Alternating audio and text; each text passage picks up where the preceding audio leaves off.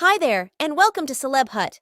You all, it seems like Jennifer Lopez is returning to haunt her in light of the fact that the federal authorities just dropped the stunner that they're airing out the examination concerning that scandalous shooting episode from 1999, including her and Diddy. And rumors from far and wide suggest that they're pointing a few serious fingers toward her, and it appears as though she may be en route to the poke. I mean, this time around, things are looking really terrible for J-Lo. Late records spilled the tea that she purportedly gave Diddy assistance close by, or would it be a good idea for me? I say a satchel via conveying a firearm for him that he utilized in the shooting, and that is not all since word on the road says that she could have contributed to nailing the fault to rapper Sparkle. Could you at any point even envision the implosion occurring in the background? J-Lo's evidently nearly an all-out breakdown since she realizes this is a major embarrassment coming to torment her. We're discussing some serious prison time looming over her head, so we should stall T down and see the reason why J-Lo is logically going to squeal on D to save herself. Don't be tricked by the stones that she got. She's still chinny. From the block used to have a bit, yet she had a Glock. You all, Jennifer Lopez, otherwise known as J-Lo, or Jenny from the Dark, just became involved with some serious show with Diddy. And with these obscene dealings, it appears as though she's mother-loving out no doubt, and she truly felt that she had left all that dramatization behind. However, at that point, the federal authorities chose to resume the entire case, tossing her into an all-out alarm mode. Okay, so we should rewind it a bit and put the entire scene in a difficult spot in the last part of the 90s. Diddy and J-Lo were a thing, and allowed me to let you know their relationship resembled a headline news consistently on the grounds that you realized they were two significant celebs. They wouldn't fret the spotlight either. As a matter of fact, they sort of blossomed with it. However, at that point, things took a dim turn one night at a dance club, and the entire world was observing. So this is the way it went down: Diddy, J-Lo, and rapper Sparkle. You all realize rapper Sparkle, who was endorsed to Diddy's Yo. You know, Sug Sing W, no doubt awful kid. Well, they were all chilling at the club and having a great time. At that moment, all of a sudden, a contention ejects among Diddy and another benefactor in the club. And you all realize that Diddy got an attitude on him, purportedly, so things raised genuine speedy turmoil, followed quicker than you could flicker. In a flash, shots were shot, individuals were hit, and it was an entire wreck. You better accept that. After the dust settled, everyone was pointing fingers, particularly at Diddy and his group. So amidst this tumult, Sparkle whipped out a firearm and began shooting as far as anyone knows to safeguard his chief and the proprietor of his record named Diddy. Yet essentially, that is the story that Diddy and J-Lo adhered to. They nailed the entire shooting experience to Sparkle guaranteeing that he was the hitman, answerable for harming various individuals. Fortunately, despite the fact that there were a few wounds, no one died. That was basically a minor act of God. Q. Yeah, they are perilous, yet allowed me to let you know. Sparkle wasn't getting no breaks. He got bound and pulled into a clothing rundown of charges: attack, careless risk, criminal ownership of a weapon, but even endeavored murder. The investigators weren't getting along with him at all, on the grounds that in this exceptionally high-profile case, someone needed to deal with serious consequences regarding these violations. He wasn't precisely getting off simple. However, possibly, they hit him with 4 weapon-related charges. The charge included him paying off his driver at an opportunity to guarantee responsibility for weapon, yet the police weren't getting it. And all of a sudden, Diddy was acknowledging the cold, hard truth on each of the 4 considers. Yet for J-Lo, she found herself mixed up with a bit of boiling water too. They captured her on charges of criminal ownership of a weapon and ownership of taken property.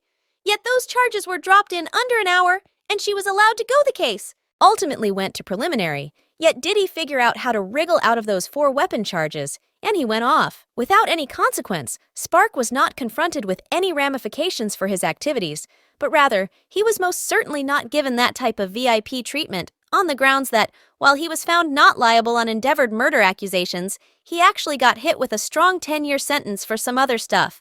Yet, here's the shadiest piece of the story. People have consistently felt quite skeptical about Spark's job in this entire wreck. Many individuals accept that Dodie was making things happen in the background, attempting to keep himself clean and nailing the fault to Spark. It has individuals talking and contemplating whether a fair outcome was really given, or, on the other hand, assuming there's something else to this story besides what might be expected. Hi, you all, things began to get genuine. Marky, when you begin diving into the subtleties, since there are a ton of things that don't make any sense. There were murmurs regarding observer altering and it appeared as though some pivotal proof that would have helped Sparkle's case got hidden away from plain view. Take, for example, several onlookers who swore all over that it wasn't Sparkle busting shots in the club, and they demanded that they saw Diddy discharge 2 or 3 adjusts as well. And on the off chance that that is not dubious enough, a ballistics master stood up during the preliminary and affirmed that the projectiles didn't match the slug from Sparkle's firearm.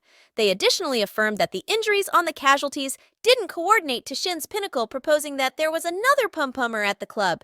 Yet some way or another, that master declaration didn't appear to convey a lot of weight in the court. Smells a cycle off-putting currently, doesn't it?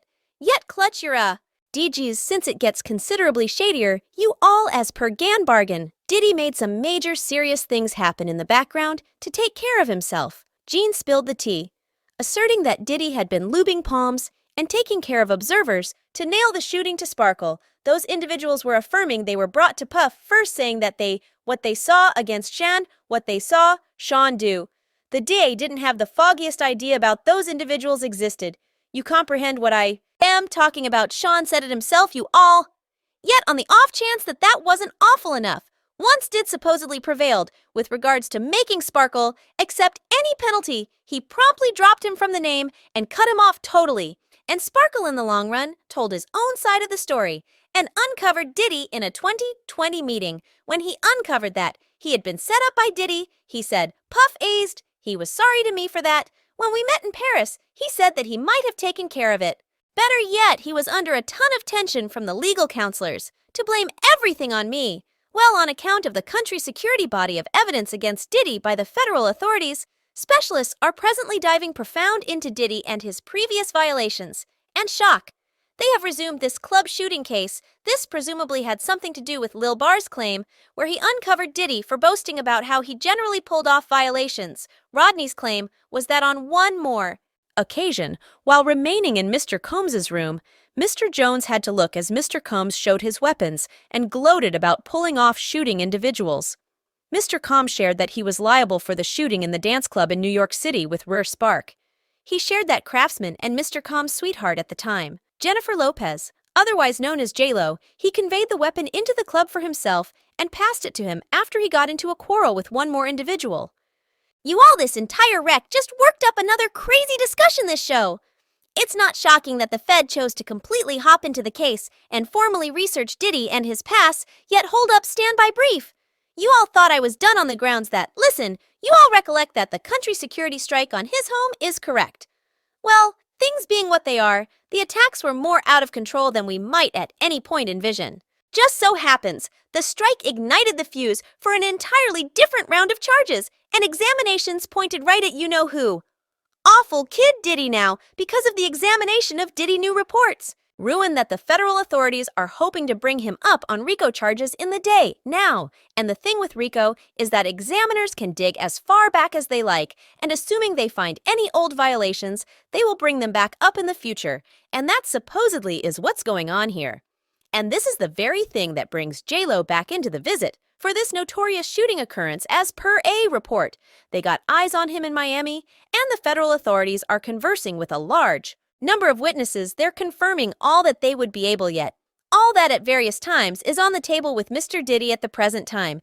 Yet you all get this, the discussion about Diddy setting up Sparkle and being the genuine shooter isn't hay, or one more instance of fans raising phony news to begin stuff via virtual entertainment for snickers and laughs.